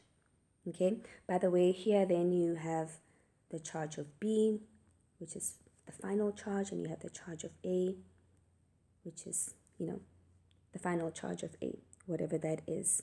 Okay, and if ever they wanted the change in charge, you would just say the final charge minus the initial charge, but they didn't ask for that. So yeah, where do we start? I think firstly, let's just start with this free body diagram in the effort of getting the electrostatic force. Okay, after getting the electrostatic force, we're going to substitute it in this formula over there. Okay, and then let's see how we can work from there. So this electrostatic force is in the horizontal direction. Let me resolve the tension force in its x and y components. So the y component would be T cos 9 degrees. And the horizontal component would be T sine 9 degrees. Okay, so I firstly want to get what T is. So if I were to sum the forces in the y direction, there is no acceleration, so I'm going to make it equal to 0. So T cos 9 degrees is actually equal to Fg. All right, so T would be Fg divided by cos 9. Fg is the weight, the mass, which is 0,012 multiplied by the gravitational acceleration in order to get the weight, and we are dividing it by cos 9 degrees. So the tension force essentially becomes 0,012 multiplied by 9,8 divided by cos 9 degrees. So the tension force is 0,12 Newton. Do not remove this answer from the calculator. Okay, and now when we look at the x direction, there still isn't acceleration, so we're going to make it equal to 0. Now we have the electrostatic force, just going to say, which is, electrostatic force is equal to T sine 9 degrees. We know what the tension is 0,12 multiplied by sine 9 degrees. So that multiplied by sine 9. So now we get 0,0186. I'm just gonna write that, and then I can round off to 2 decimal places, which is 0,02 Newton. Okay, so that is our electrostatic force. What am I going to do with that? I'm going to go back and use Coulomb's law. So my electrostatic force is equal to K Q1 times Q2 over R squared. Now let's think about it. When these charges came near each other, they formed a new charge, okay? And then that new charge was equal. Okay, let me just say QA and QB instead of 1 and 2. So at this point, when this electrostatic force is applied, basically QA and QB are equal to each other, and we are talking about ball B. Okay, so I'm basically going to say now the electrostatic force is 0,02. K is 9 times 10 to the 9, and then I have QA, which is equal to QB, so I have QB squared. And the distance between these balls is 10 centimeters. Now 10 centimeters, in order for us to get it to meters, we divide by 100, so we're going to have 0,1. Okay, so now our unknown is QB. So we have 0,02 multiplied by 0,1 squared divided by 9 times 10 to the 9. So there we go. You didn't remove any answer, so there it is. The answer times 0,1 squared divided by 9 times 10 to the 9, and we get an answer then of 206,96 times 10 to the negative 16. Ooh, what a small value. But yeah, it is what it is. But that's squared. Okay, so we're still going to root it. So QB, remember, we can either have a positive or negative answer, but because we know that B is negative, we're going to stick to the negative answer. So if I square root this answer over here, oh wow, you know this calculator, sometimes it gives me in scientific notation and sometimes it doesn't. So let me just go 1, 2, 3, 4, 5, 6, 7, 8, 9. So I'm going to say 143, negative 143, comma 86 times 10 to the negative 9. Okay, or say nanocoulomb. Yeah. Just check again. Yeah, that's it. If I wanted it in scientific notation, it's okay. Let me just leave it. Let me not complicate my life. It's okay. It is what it is. So yes, I have negative 143,86 nanocoulomb. Now we have the charge of B. They didn't want, this is the final charge, by the way. They want the initial charge. So let's go back to our sketches. So what we have is the final charge, which is sort of like the new charge. So now we can get the initial charge. Okay, so there's our equation. So Q new, which is what we have,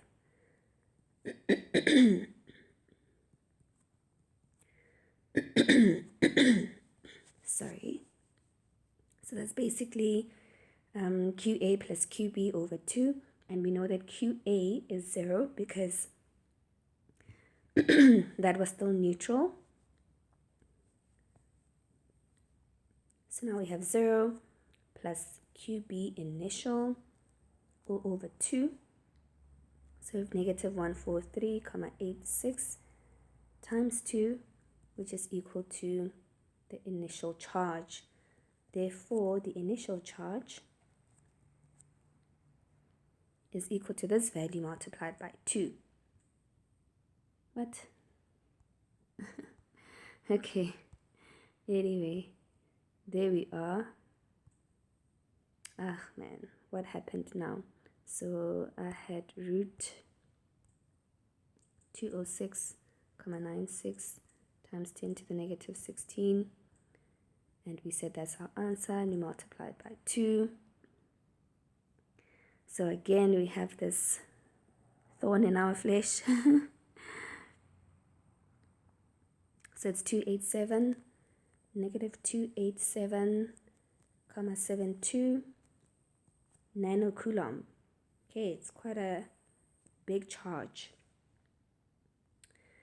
All right, and I think that's it for 6 marks. Yeah, I think it was actually worth it. And that's where we end with question 7. Question 8. All right, please don't forget to like our videos and also subscribe to our channel. So what do we have here?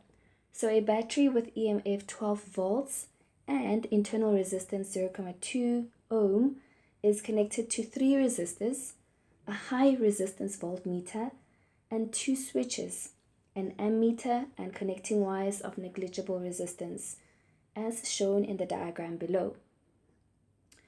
The 3 resistors have different and unknown resistances. Okay, so now they say the resistance of Ry is twice the resistance of Rx. So we can just note for ourselves. Let's use a blue pen. Okay, so we have Rx over there, and Ry would just be 2Rx. Let's just use a smaller.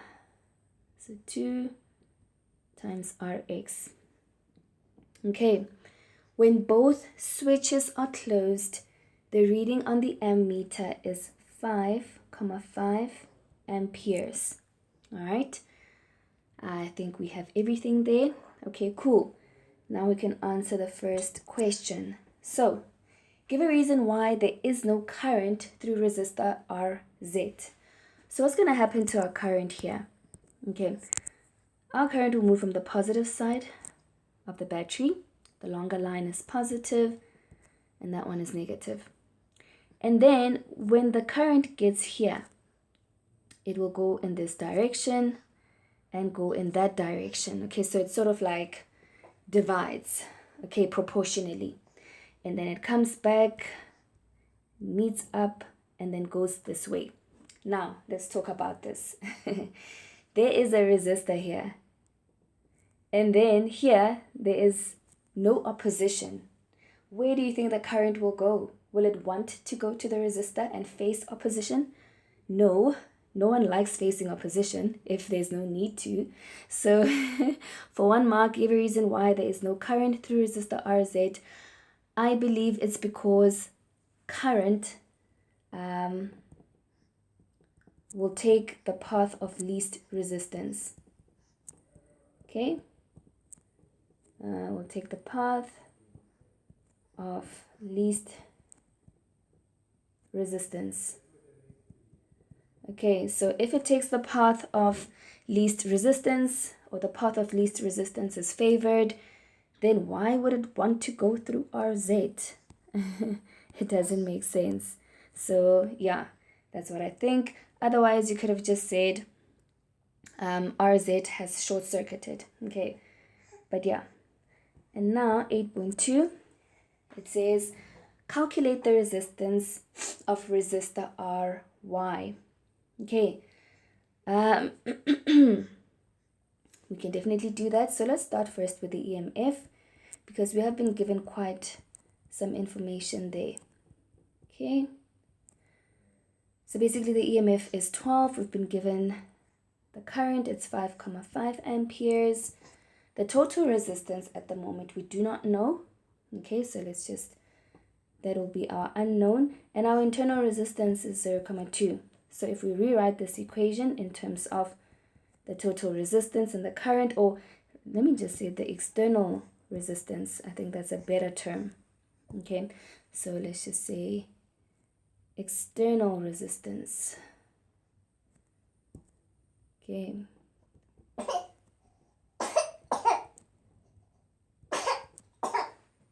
Okay, so we have external resistance would be equal to 12 divided by 5, 5 minus the 0, 2. And let's check that out. So we have 12 divided by 5, 5 minus 0, 2. And we get an answer of 1,98. Okay, so that's the total or the external resistance, 1,98 ohm. Okay, that's not what they asked. They asked for resistor Ry. So now let's go and try to calculate our parallel resistance. So here we have 1 over Rx plus 1 over Ry, but we know that Ry is 2 times Rx. So here I'm just going to say 2 times Rx squared, and then we have 2Rx plus Rx. Okay, that's 1 over parallel resistance. So the parallel resistance is 2Rx squared. Yeah, no, we are all coughing here. And then we're going to divide it by 2 plus 1, which is 3. Okay, Rx. So that's just going to be equal to 2 over 3. Rx squared over Rx is just Rx. Okay, and because we know that the current will not go through resistor Rz, we're not going to consider resistor Rz at the moment. Okay, it has short-circuited. It'll report as 0. So basically our parallel resistance is actually our external resistance. So then we can say 2 over 3 Rx is actually equal to 1,98. So we can get what Rx is. Even though they're asking for Ry, we're getting there.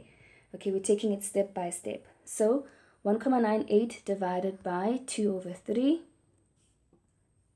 And we get 2,97 ohm. Okay, now that we have Rx, how are we going to get Ry? Okay, so what we can do, oh, shame. So yes, what we can do then, oh yeah, we know that Ry is actually 2 times Rx. I'm trying to think of something complicated here, which is not necessary. So we can just multiply that by 2, and we know that our answer is 5,95 ohm. So that is resistor Y. Okay.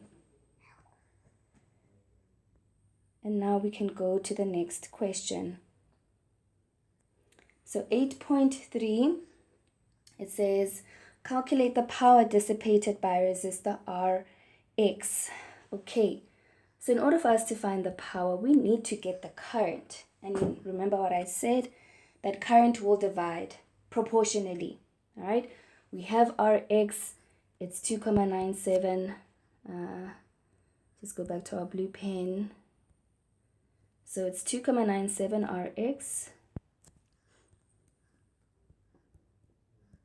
ohm, and Ry would be twice 2,97, and that's basically 5,95 ohm. Alright, so now we need to calculate the power dissipated by resistor Rx.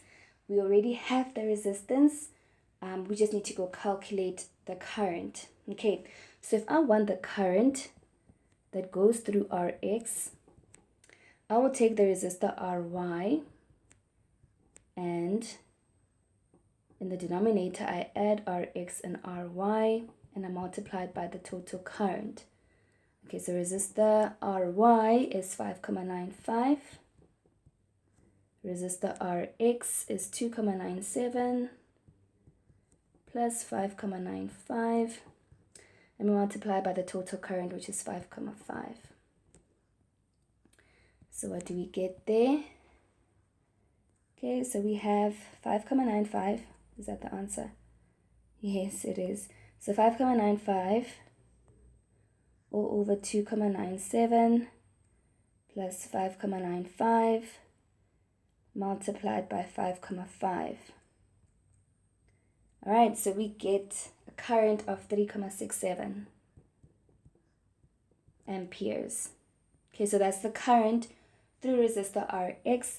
Now we can get the power dissipated by resistor Rx. So power is equal, let's go have a look at our formulas. Power is V times I. We can calculate V, by the way, but let's not go there for now.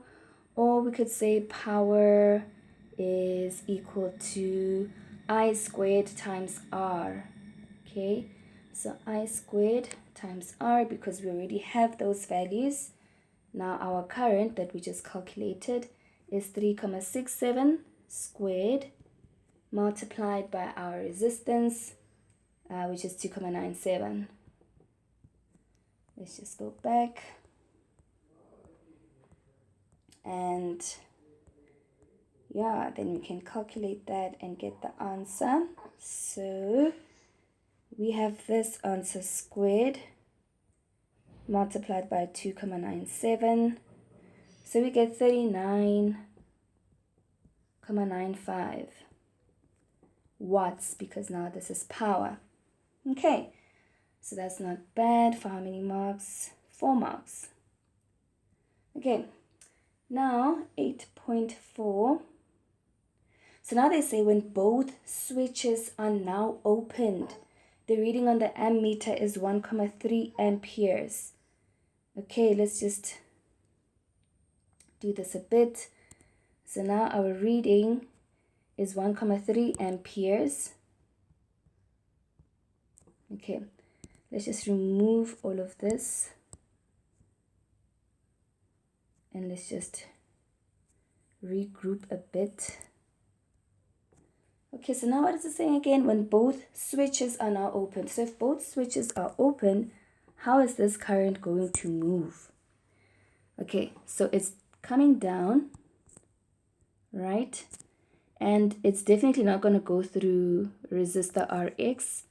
It's going to come out here, and then now it's going to pass through resistor RZ. It has no choice. And then it goes all the way. Okay, so it's straightforward, right? We have resistors in series. There's nothing in parallel. Okay, cool. And we have the reading on the ammeter, which is 1,3 amperes.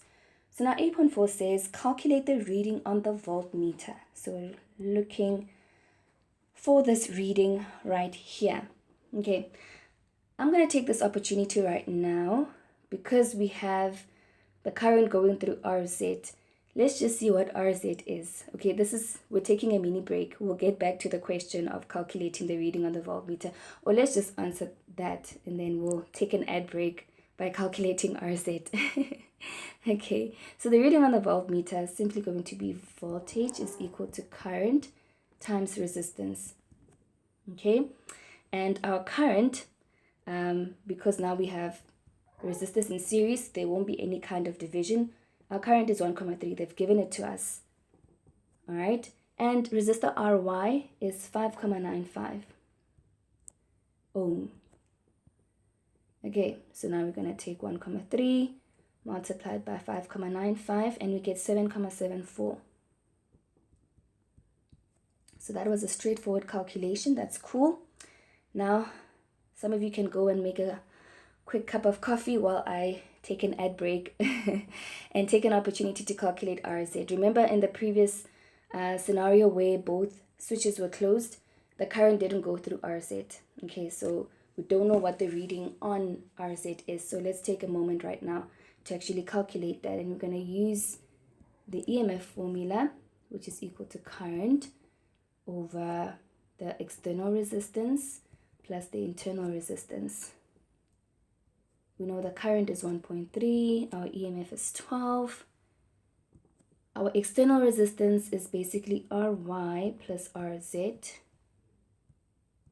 And our internal resistance is 0,2. So if I take the external resistance, it's basically going to be equal to 12 over 1,3 minus 0,2.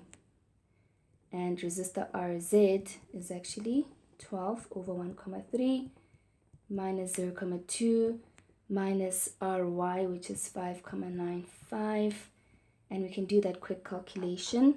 So that's 12 over 1,3 minus 0,2 minus 5,95. So basically RZ is 3,08. And why am I calculating it? I just want to know what these resistors are, because the next question might need it. Okay, so we're just doing it because we're going to need it in the future, I have a feeling. Okay, so we have now 3,08. So we're cool. All right, now coming to 8.5. They tell us that, let's take it a bit up, switch S remains open while switch S2 is now closed. Okay, so how does that look? Let's just remove all of this. Okay.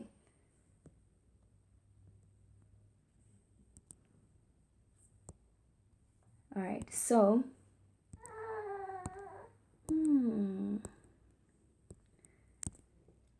all right, so S2 is closed, but S1 is open. So our current will go there and there, then it'll separate. Okay, do that, comes together again, and then goes through resistor RZ. Okay, because S1 is open. So this is what's happening right now. Okay, this is where the current is currently going. Okay, it's going all the way. All right, and now they say calculate the reading on the ammeter. So now this is what we need to calculate. Okay, and yeah, so the calculation that we did previously actually is applicable here. Yeah, it's very much applicable to 8.5 because we needed to know what resistor RZ is, and the only way we could find it was with the information that was given previously when both switches were opened. Okay, we used that information in order to calculate what resistor RZ was. Okay, that's why I took the opportunity to calculate it when we had that scenario. Remember, once you calculate resistance, it is what it is. That is the resistance of a particular resistor. Okay, it's not like current that keeps changing depending on the resistance or the path that the current takes. If a resistor is what it is what it is. So if you've calculated before, you can always use those values going forward. All right. So now we have resistor RZ. How are we going to calculate the reading on the ammeter? Remember the ammeter here will read the total current. So we're going to still use our EMF calculation. And it goes like this. So we want the current. So I'm going to write this formula in terms of current. So we have EMF over the external resistance plus the internal resistance. Our EMF remains 12. Our external resistance will be the 3,08. Okay, let me put it like this. Our external resistance, I need to calculate it first actually. Our external resistance will be equal to R parallel plus RZ. Okay, so what is R parallel? Resistor parallel, so 1 over R parallel will be 1 over RZ, which is 2,97, plus 1 over RY, which is 5,95. So remember, these are rounded off values. And seeing that actually RY is double RX, I'm expecting the parallel resistance to be 2, but let's see. So we have 2,97 plus 1 over 5,95, which is 0,50. So 1 divided by that, it gives you 1,98, which is pretty much 2 ohm. Okay, if you didn't round off any of the values, you will get 2 ohm straight up. All right, so now we have the parallel resistance, which is 2 ohm, plus RZ, which is 3,08. If I add the 2, I'm going to get 5,08 ohm. So that's the external resistance, 5,08, and the internal resistance is 0,2. And finally, the current, the reading on the ammeter. So basically, that will be 12, 5,08 plus 0,2, and we get 2,27 amperes. So that is the new reading when we have S2 closed while S1 is open. Okay, and that's pretty much it for question 8. Question 9, we are almost there. All right, so it says the simplified diagram below represents an AC generator with a coil rotating clockwise. X and Y are 2 points in the external circuit. Okay, so what are they asking us then for 9.1? It says, what is the direction of the current in the external circuit? Write either X to Y or Y to X. Okay, so for the fact that we have north this side and south that side, it means we are pointing our index finger. So we're using the right hand rule because we have a generator. Okay, let's start there. Right hand rule. So wherever you are, point your index finger. Your index finger is your we call it in Tswana super monwana, the finger that you use to point to people with. That is the index finger. So you're going to point your index finger to the right, okay, north to south. And then with your thumb, if you are looking, okay, let me just edit there and make some markings. Okay, so yeah, so have your index finger pointing to the right, which just indicates the direction from north to south. And then what you can do with your thumb, imagine you're putting your thumb underneath here, okay? And because it's going clockwise, your thumb is actually pointing up, okay? So you have your finger in that direction and your thumb pointing up. Okay, there's the nail. Okay, and you can actually see your fingernail as well for your index finger. All right, looks very weird, but yes, it is what it is. And you have your other 3 fingers there. Okay, maybe your hand looks something like that. Okay, cool. So you have your thumb, which is for your thrust, your index finger pointing to the right. Now, remember your index finger, your thumb, and your middle finger. The middle finger indicates the current. They are at 90 degrees to each other. So your middle finger is in that direction. Something like that. Okay. So it's pointing in that direction. Okay. So that's basically the direction of current. So how is our current going? Our current is going like that. Okay. So yes. So now, what is the direction of the current in the external circuit? It is definitely Y to X. Okay. Now 9.2. Okay, it says state the energy conversion that takes place in this generator. So yes, we are very familiar with generators in South Africa. Well, at least for now, there is no load shedding.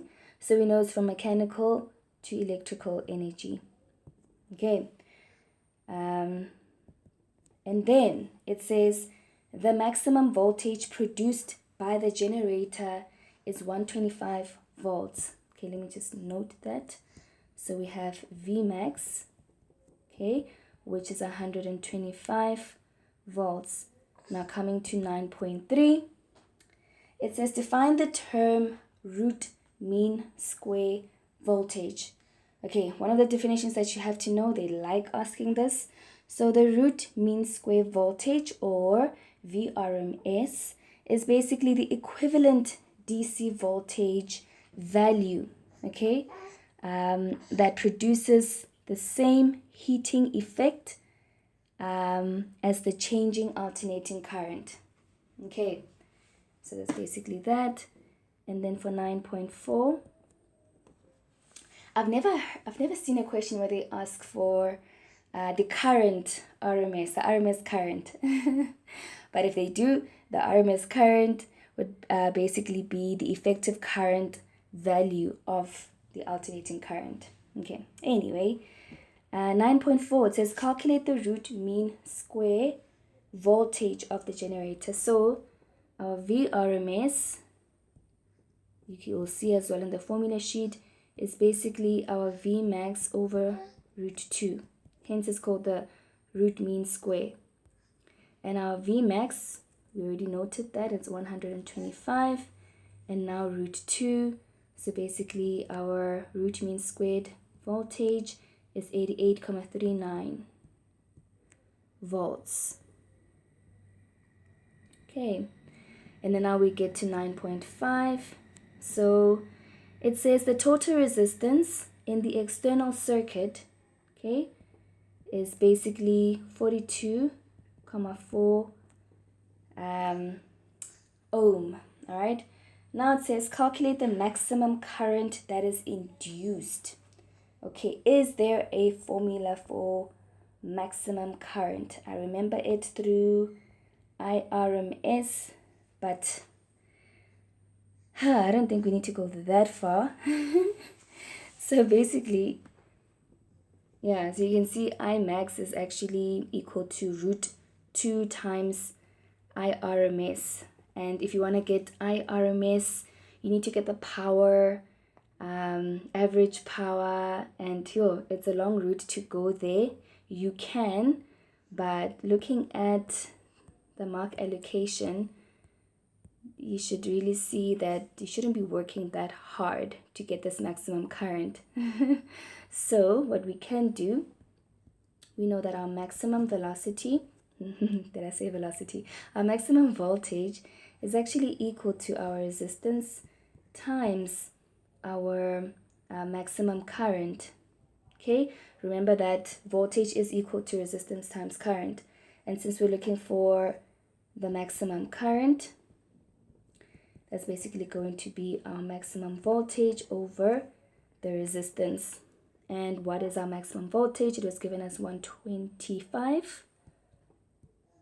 And our resistance is 42.4 ohm. And when we calculate that, it's basically 125 divided by 42.4, and that gives us 2.95. Okay, there we go for 3 marks. And then 9.6. Okay, so 9.6 says the generator induced current at a frequency of 20 Hertz. The coil started rotating from the initial position as shown in the diagram above. Sketch a graph of induced current versus time for 2 complete rotations of the coil. Okay, remember one rotation is like one full wave, sine wave. Okay, and then indicate the following on the graph: the time taken for 2 rotations, and then the maximum current induced by the generator. So basically we have our graph. Let's sketch it. Okay, there we go. So that's basically our current in amperes, and that is our time in seconds. And they told us that we have 2 complete rotations, so this would be 1 rotation and another rotation. Okay, and now we need to indicate the times. the time taken for 2 rotations. So what is the time there? So for 1 rotation, so they've given us the frequency, right? So if you want to get the period, you say 1 over frequency, and 1 over 20 hertz, 1 divided by 20, that gives us 0.05 seconds. So basically this time here is 0.05 seconds, and if we're going to multiply that by 2, our time there is 0.1 second. And then they wanted the time, we have that, the maximum current. We already calculated maximum current, so that's going to be 2.95 amperes. Let's remove this. So yeah, 2.95 amperes, but also we have another maximum over here, and that's just negative 2.95. So that is 9.6. Okay, so that is it for question 9. We have reached the last question. You must be relieved. Yeah, question 10, photoelectric effect. And as such, we need to define the term photoelectric effect.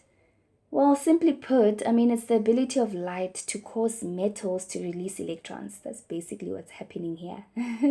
Okay, but for those 2 marks, maybe we need to be a little bit technical in our explanation. So basically, the photoelectric effect is the process where electrons are ejected from a metal surface. Okay, how is that possible? So in order for these electrons to be ejected from the metal surface, we need light of suitable frequency that will shine on the surface. Okay, that's basically that. And then 10.2. So now it says light of wavelength, just gonna write it down, light of wavelength 4.7 times 10 to the negative 7 meters is shone onto the surface of a piece of cesium metal. If the threshold frequency of cesium, threshold frequency is 4.37 times 10 to the 14 hertz. Calculate the maximum speed of an electron ejected from the surface of the metal.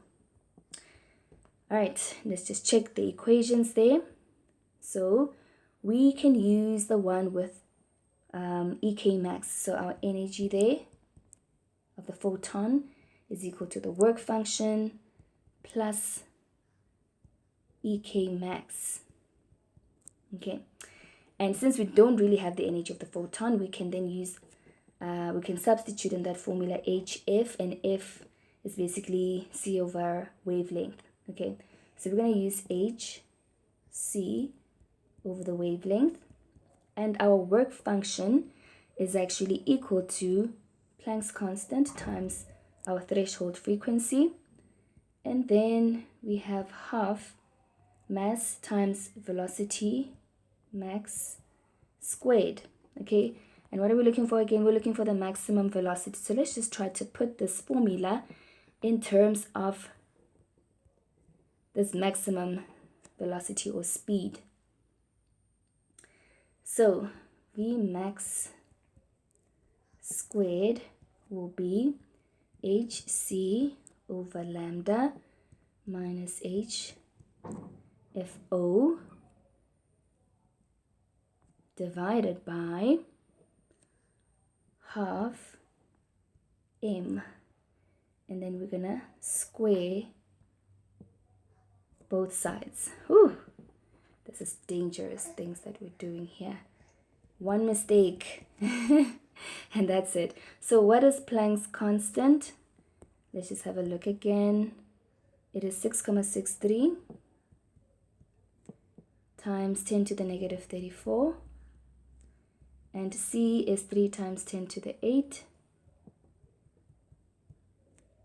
and the wavelength that was given is 4.7 times 10 to the negative 7, and we are subtracting again Planck's constant, 6.63 times 10 to the negative 34. See now where mistakes can happen. And then the threshold frequency, we have it as 4,37 times 10 to the 14. All right, and then we are dividing everything by half times the mass, and the mass of an electron is 9,11 times 10 to the negative 31. And all of this, my goodness, is rooted so that we can get our maximum velocity. Okay, so let's do this. I'm nervous already. Start with the square root. We have a fraction over a fraction. And we are subtracting something here. Okay, cool. Let's just put the values in. So we have 6,63 times 10 to the negative 34 multiplied by 3 times 10 to the 8 divided by 4,7 times 10 to the negative 7, and we are subtracting 6,63 times 10 to the negative 34 multiplied by 4,37 times 10 to the 14. Are we still good? I guess we are. Then we have a half times 9,11 times 10 to the negative 31. Whew. Hey. So, wow. What a high speed. My goodness. 541,292 and 0.69 meters per second. Yeah, guys, I mean, if it's wrong, hey. But this makes sense. Electrons are very fast. So a high velocity, high speed, kind of makes sense there. Okay, so this is the maximum speed. All right. Now we can go ahead and answer the rest of the questions. 10.3. So it says a simple electroscope consists of a zinc disc, a metal stem, and a thin length of gold foil. When the electroscope is neutral, the foil hangs vertically, all right, as shown in diagram 1. But then, when the electroscope is negatively charged, the foil is repelled from the stem. Remember, when it's neutral and negatively charged, they are sort of like, sorry. Now I'm going to say something else. But anyway, when the electroscope is negatively charged, the foil is repelled. Okay, so in this scenario over diagram 1, a neutral charge is attracted to a negative charge. Okay, so I think that's why the foil is close. But now, if the electroscope is negative and it's not neutral anymore, and this foil is also negative, it then repels. Okay, and again, if you shine light on it and the electrons escape, it's going to be positively charged, right? So it will be attracted to this negatively charged electroscope. So it will sort of like fall again. Okay, I hope you're following me. But anyway, so now it says when ultraviolet light is shone on the disc of the negatively charged zinc electroscope, the foil collapses towards the stem. Okay, so remember in the color scheme, we start from red and end up with violet. Okay, where violet has a lower wavelength but a very high frequency. And we know that we need a high frequency in order to emit the electrons. Okay, so when this ultraviolet light is shone, then the foil collapses. So it means some of these electrons have actually been ejected. Now the question is, how does the frequency, let's just write there, 10.3.1, how does the frequency of the ultraviolet light compare to the threshold frequency of zinc? I would say the frequency of the ultraviolet light is actually higher than the frequency of zinc. Okay, So it is higher than, because that's what they asked.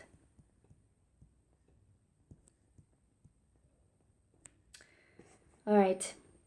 And then 10.3.2, now we need to explain. Explain why the foil of the electroscope collapses.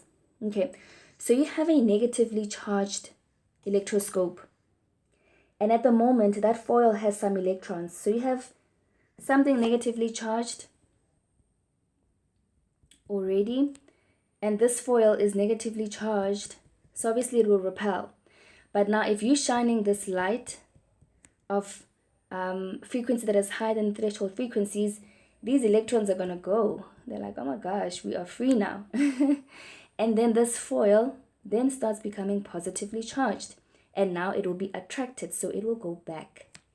Okay, so that's why when they say explain why the foil of the electroscope collapses, that's basically that. The energy of the photons is actually higher than the work function. Okay, the frequency is also very high.